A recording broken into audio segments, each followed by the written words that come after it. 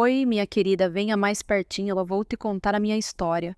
Não é uma história qualquer, viu? É a minha verdade, com todas as lágrimas, risadas e surpresas que a vida jogou no meu caminho. Meu nome é Dona Lúcia, e aos 63 anos, olhando para trás, parece que vivi umas 3 vidas. Prepare-se, porque tem drama, segredos, perdas que quase me quebraram e momentos que me fizeram acreditar que tudo valeu a pena. Se você já passou por algo que te fez questionar tudo, me conta nos comentários, tá? E se ainda não é inscrito no canal, clica ali embaixo, ativa o sininho e vem comigo nessa jornada. Vamos lá? Eu nasci em 1962, numa cidadezinha pequena do interior do Paraná, um lugar onde todo mundo se conhecia e a vida era simples, mas cheia de calor humano. Minha casa era uma casinha de madeira com um quintal enorme onde minha mãe, Dona Clara, cuidava de uma horta que parecia mágica. Tinha tomate, alface, manjericão que perfumava o ar. Meu pai, seu Miguel, era filho de italianos, um homem forte, de mãos calejadas, que trabalhava na lavoura de café. Ele tinha um jeito sério, mas quando sorria, meu Deus, era como se o sol brilhasse mais forte. Eu era a caçula de 3 irmãos, o Luiz, o mais velho, sério como o pai, o Carlos, o bagunceiro que vivia inventando brincadeiras, e eu, a menininha de cabelos cacheados que adorava ficar colada na mãe. Nossa vida era simples, mas feliz. À noite, a gente se juntava na varanda, ouvindo o rádio chiando músicas do Roberto Carlos. Minha mãe cantava baixo, enquanto costurava nossas roupas numa máquina de pedal antiga. Eu adorava o barulho daquele pedal, parecia um coração batendo. A gente não tinha muito, mas tinha amor. Minha mãe dizia: Lúcia, o que importa é a família. Dinheiro vem e vai, mas o amor fica. Eu acreditava nela com toda a minha alma. Mas a vida, sabe como é, às vezes vira tudo de cabeça para baixo. Eu tinha 10 anos quando as coisas começaram a mudar. Minha mãe começou a sentir umas dores estranhas. No começo ela disfarçava, dizia que era só cansaço, mas eu via o jeito que ela apertava a barriga, o sorriso forçado, quando achava que ninguém estava olhando. Meu pai levou ela para o médico na cidade grande, e quando voltaram, ele estava diferente. Mais quieto, mais distante. Eu era criança, mas sentia que algo estava errado. Uma noite, escutei ele chorando na cozinha, coisa que meu pai nunca fazia. Fiquei escondida atrás da porta, com o coração na mão, ouvindo ele dizer para minha tia Rosa: Clara tá com algo sério, Rosa. O médico disse que é no útero, e não sabem se vão conseguir salvar ela. Eu não entendia direito do que aquilo significava, mas sabia que era ruim. Muito ruim. Minha mãe ficou mais fraca e a cada dia, até que uma manhã ela não conseguiu levantar da cama. Eu lembro do cheiro do café que ela não fez, da casa silenciosa, sem a voz dela. Naquele dia, as vizinhas começaram a chegar, trazendo flores e comida. Eu não queria acreditar no que estava acontecendo. Minha mãe, tão cheia de vida, tão bonita, estava ali, deitada, com o rosto pálido e um pano cobrindo o corpo. Meu pai me segurou forte quando viu o caixão na sala. Eu gritei, chorei, pedi para ela acordar. Mãe, por favor, levanta, a gente precisa de você. Mas ela não levantou. Naquele dia, minha infância acabou. O velório foi na nossa casa, como era costume. As velas queimavam, o cheiro de flores misturava com o café que as vizinhas faziam. Eu fiquei num canto, olhando minha mãe, tão quieta, com o vestido verde que ela usava nas festas da igreja.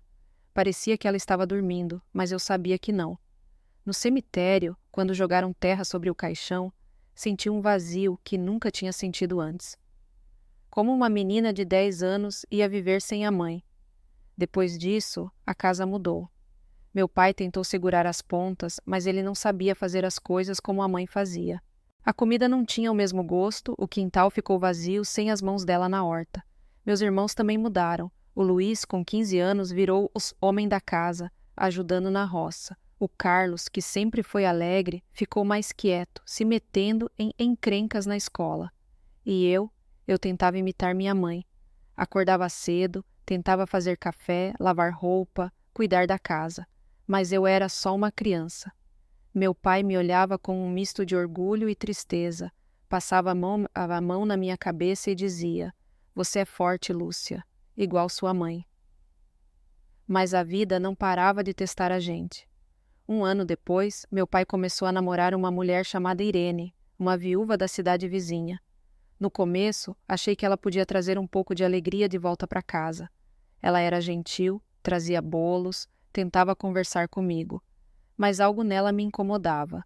Talvez fosse o jeito que ela olhava para o meu pai, como se quisesse apagar a memória da minha mãe. Ou talvez fosse o jeito que ela falava comigo, como se eu fosse um estorvo. Meus irmãos também não gostavam dela. O Luiz dizia: ela não é nossa mãe, Lúcia. Nunca vai ser. As coisas pioraram quando Irene se mudou para nossa casa. Ela trouxe o filho dela, o Marcos, um menino de 14 anos com um olhar que me dava arrepios. Ele era quieto, mas tinha um jeito de me observar que me deixava desconfortável. Eu tentava ignorar, achava que era coisa da minha cabeça. Mas uma tarde, quando eu estava sozinha no quintal, ele se aproximou. Você é bonitinha, Lúcia, ele disse com um sorriso que não era gentil.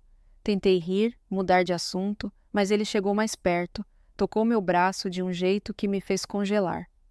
Para com isso, Marcos, eu disse, mas ele não parou.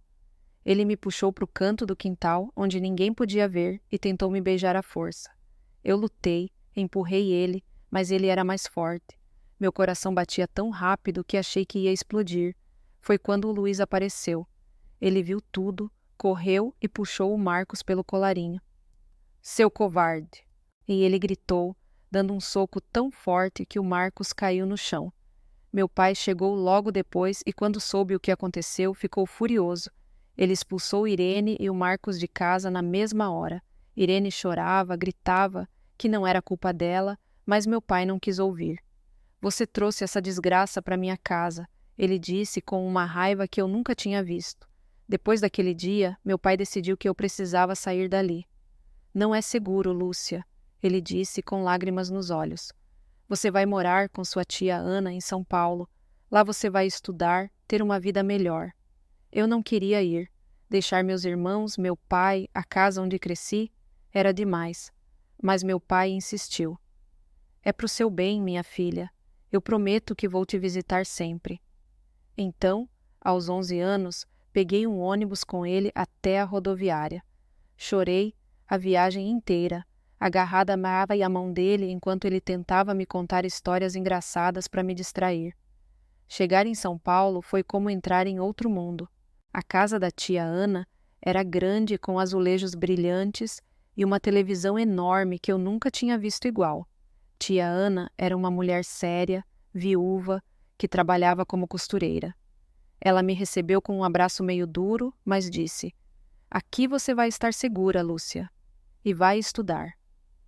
Ela me matriculou numa escola grande, cheia de crianças que falavam rápido e usavam roupas que eu nunca tinha visto. No começo, me sentia um peixe fora d'água.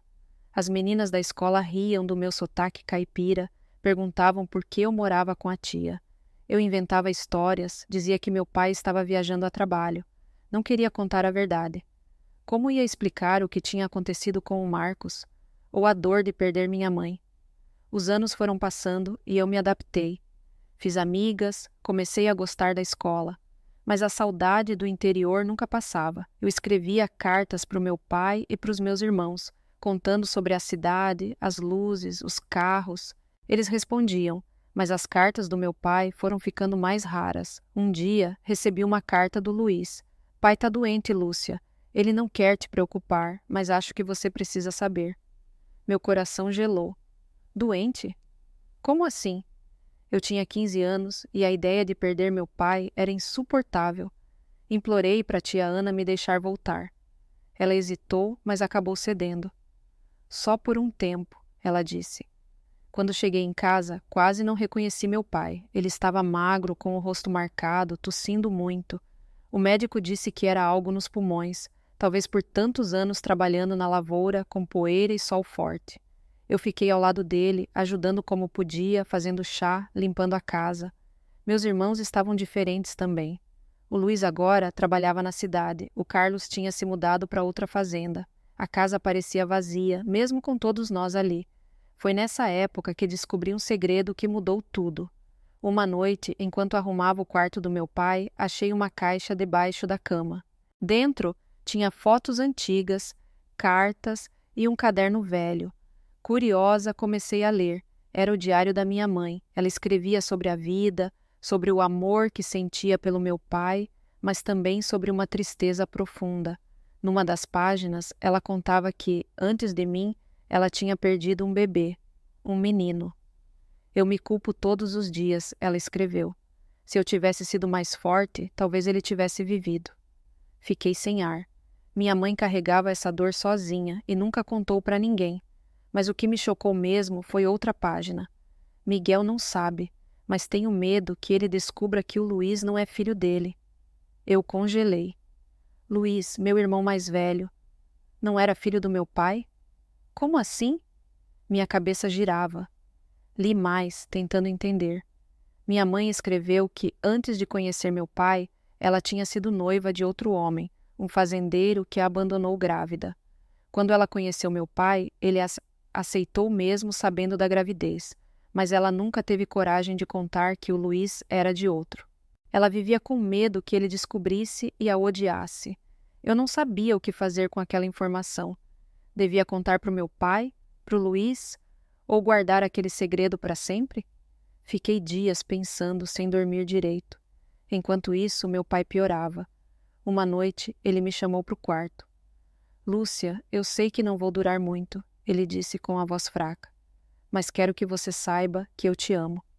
E amo seus irmãos. Vocês são minha vida. Eu chorei, abraçada a ele, mas não consegui contar o que descobri. Como podia jogar mais peso em cima dele? Meu pai morreu 2 semanas depois.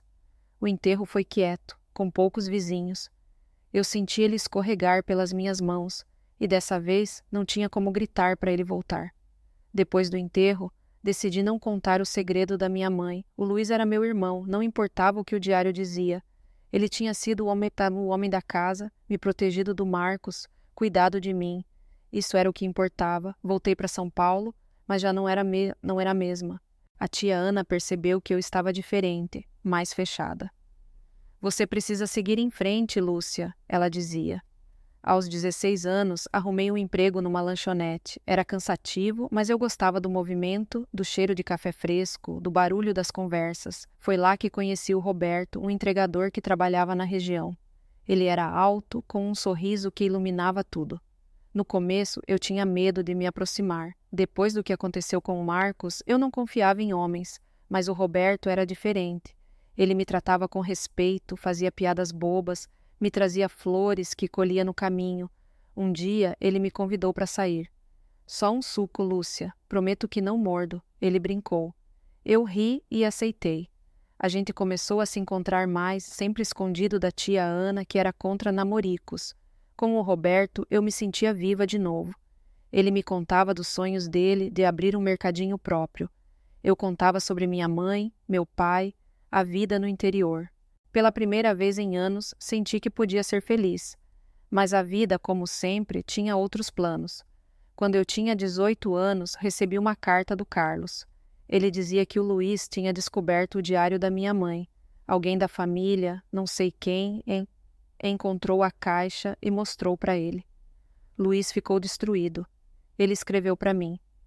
Lúcia, por que você não me contou? Eu não sei quem sou mais. Meu coração partiu. Tentei explicar por carta, mas ele não respondia. Quando finalmente consegui falar com ele, ele estava frio, distante. Você sabia e não me disse nada. Ele jogou na minha cara. Eu te protegi a vida inteira, Lúcia, e você guardou isso de mim. Eu chorei por dias. Perder o Luiz assim era como perder outro pedaço da minha família. Tentei me jogar no trabalho, no namoro com o Roberto, mas a culpa me comia por dentro. Foi o Roberto quem me ajudou a levantar. Você fez o que achou certo, Lúcia. Ele dizia. Agora é hora de construir sua vida. E foi o que fiz. Aos 19 anos, me casei com o Roberto. A cerimônia foi simples, numa igrejinha pequena. Tia Ana estava lá, orgulhosa, mas com lágrimas nos olhos. Meus irmãos não vieram. O Luiz ainda estava magoado e o Carlos tinha se mudado para longe. Os anos seguintes foram de luta, mas também de alegria. O Roberto e eu abrimos nosso mercadinho. Era pequeno, mas nosso. Trabalhávamos dia e noite, juntando cada centavo. Tivemos 3 filhos, a Clara, em homenagem à minha mãe, o Miguel, pelo meu pai, e a Ana, pela tia que me acolheu. A casa era cheia de risadas, de bagunça, de amor. Mas eu nunca esqueci o Luiz. Escrevia cartas, mandava fotos dos sobrinhos, mas ele nunca respondia. Quando eu tinha 40 anos, recebi uma ligação inesperada. Era o Luiz. Ele estava na cidade, queria me ver. Meu coração disparou. Quando ele chegou, parecia outro homem, mais velho, com rugas, mas com os mesmos olhos do meu irmão. Ele me abraçou forte e pediu desculpas. Eu fui um idiota, Lúcia. Você não tinha culpa. Eu só precisei de tempo para entender quem eu sou. Ele contou que tinha se casado, tinha 2 filhos, e que ler o diário da nossa mãe o fez perceber o quanto ela nos amava, apesar de tudo. Naquela noite, choramos, rimos e pela primeira vez em anos, senti que minha família estava inteira de novo.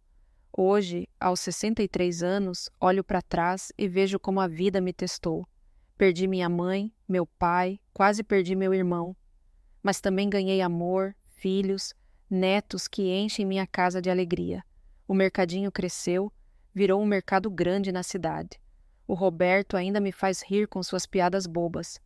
E o Luiz? Ele vem todo Natal, trazendo os filhos para correrem com os meus netos. Se eu pudesse te dar um conselho, minha querida, seria esse. A vida vai te machucar, mas também vai te ensinar. Nunca desista de quem você ama, mesmo quando tudo parece perdido. E agora me conta, você já passou por algo que te fez querer desistir, mas no final te deu forças? Deixa nos comentários, quero saber da sua história. E se gostou de ouvir essa velha de aqui, não esquece de deixar seu like, se inscrever e ativar o sininho. Isso ajuda muito a manter essas histórias vivas. Fica com Deus, tá?